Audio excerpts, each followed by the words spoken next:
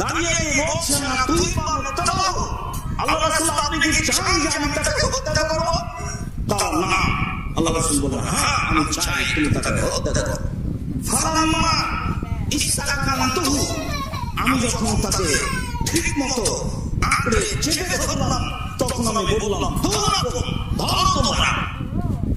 ফাদৌরাকুম, তারা তাকে ধরলো, ফাকাতালু, তারা তাকে সেই মুহূর্তে হত্যা করলো।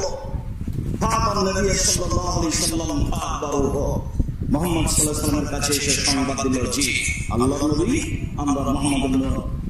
আমরা কাব ইবনে আশরাফকে হত্যা করেছি। হাদিস বুখারী। যারা রাসূল সাল্লাল্লাহু আলাইহি ওয়াসাল্লামকে কষ্ট দেয় তাদের ব্যাপারে রাসূল সাল্লাল্লাহু আলাইহি ওয়াসাল্লামের সিদ্ধান্ত। জাবের রাদিয়াল্লাহু তাআলা আনহু বলেন রাসূল